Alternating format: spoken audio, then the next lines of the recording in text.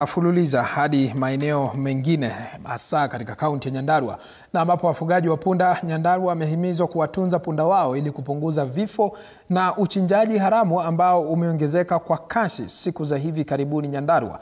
Wakizungumza mjini Miharati wakati wa kuwatunuku kondoo wamiliki wa punda, washikadau katika sekta ya kutetea maslahi ya punda chini ya shirika la Farming System Kenya FSK walibainisha kuwa unyanyapaa na umaskini umechangia pakubwa uchinjaji haramu na uuzaji wa nyama ya punda.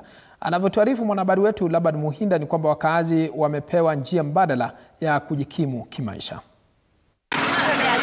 Kulingana na takwimu za hivi majuzi, visa vya wizi, uchinjaji haramu na uuzaji wa nyama ya punda umeongezeka kutokana na umaskini na hali ngumu ya maisha.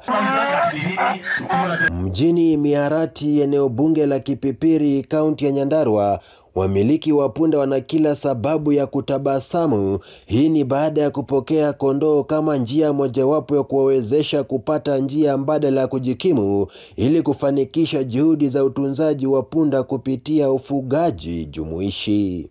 Tumeona mambo mengi zimetufanyia, sababu hata mambo ya kusomesha watoto, mapato yetu yanatoka kwa punda.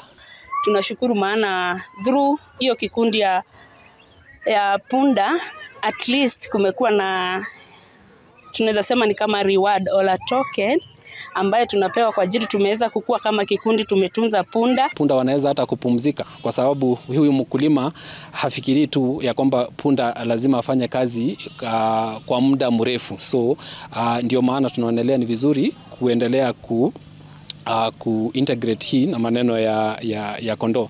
So hiyo mapato wamepata ya kondoo itawapatia fedha zaidi ili waweze kuweka punda wao vizuri zaidi. Wakizungumza katika shughuli hiyo, wafugaji wa punda wanasema kuwa licha ya manufaa ambayo wengi hupata kupitia punda, ukosefu wa maarifa ya kutosha ya kuwatunza punda bado ni changamoto, hivyo kusababisha punda wengi kuangamia kutokana na magonjwa na kubebeshwa mizigo kupita kiasi. Manyumbani iko na watu wako na punda, lakini sababu ya kutohudhuria masomo, hata ukijaribu kuwafundisha vile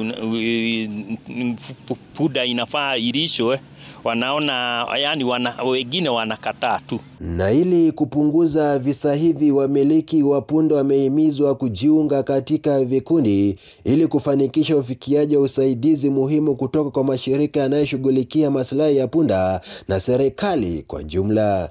Si jambo ambalo ni la wakulima peke yao, bali ni jambo ambalo linahitaji washikadau na watu wote kwa pamoja ili tukaweza kushughulikia hii maneno ya uchinjaji wa punda ambao ni haramu ama the illegal. Nikiripotia TV47 kutoka eneo la Miharati, kaunti ya Nyandarua, jina langu Laban Muhinda. Asante sana Laban Muhinda ukiwa maeneo hayo.